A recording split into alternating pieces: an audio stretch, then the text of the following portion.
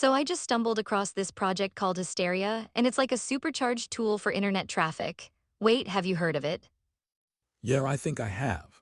It's that tool that combines different protocols, right? Like SOCKS5 and HTTP proxy. Exactly, but what's wild is how it's built on this customized QUIC protocol. It's supposed to perform really well over unreliable networks. Right? QUIC is fascinating because it's designed to minimize latency. I mean, it's like they took the best bits of TCP and UDP. And they're saying it's blazing fast. I can't help but wonder though, how much faster can it really be compared to traditional methods? That's a fair question.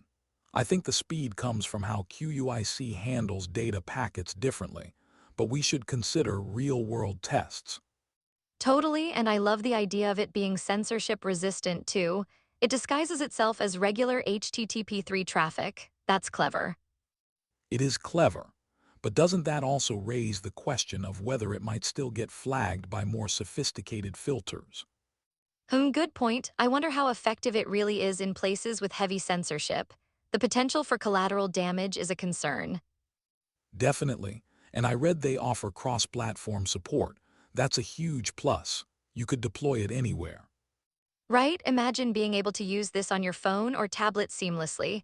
But does cross-platform mean potential vulnerabilities? It could.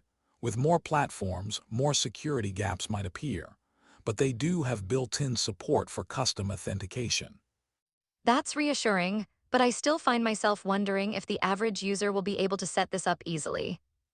Good call, user-friendliness is key. If it's complex, people might just stick to the standard options they know.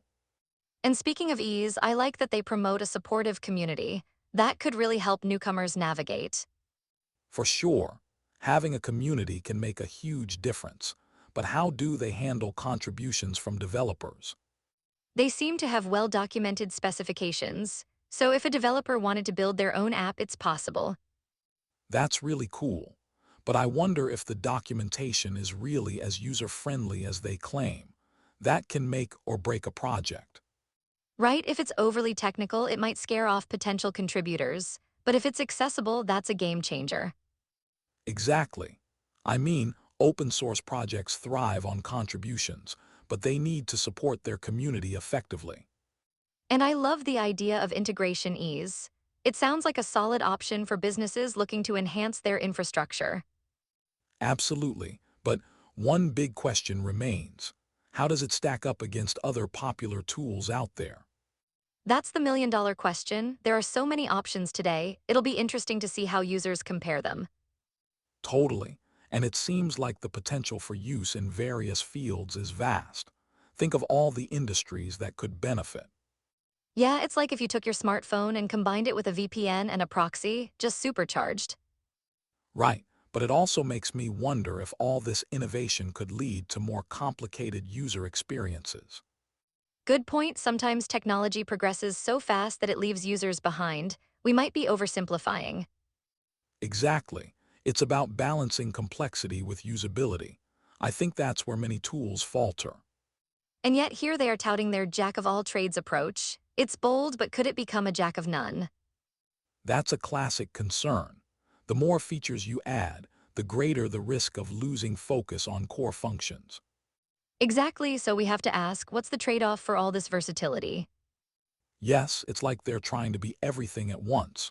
That's ambitious, but can they really deliver everything? That's the crux of it. If they do, they could redefine user expectations for internet tools. Right, and that would be revolutionary.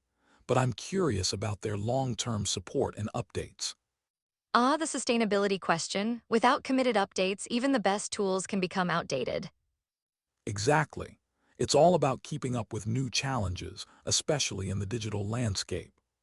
So if we put all this together, Hysteria has huge potential but also faces significant hurdles. Right, balancing speed, usability, and security is no small feat. It'll be exciting to see how they evolve. I agree, I'm left with so many questions about its practical applications. Will it really live up to the hype? Same here, it's like we've scratched the surface. What's exciting is that the conversation is just beginning. Exactly, and maybe this is a turning point for internet tools. I can't wait to see what users think in the wild. Me too, but one last thought. How do we measure the impact of something like hysteria in real-world scenarios? Great question. It'll definitely be something to keep an eye on as more people test it out and share their experiences.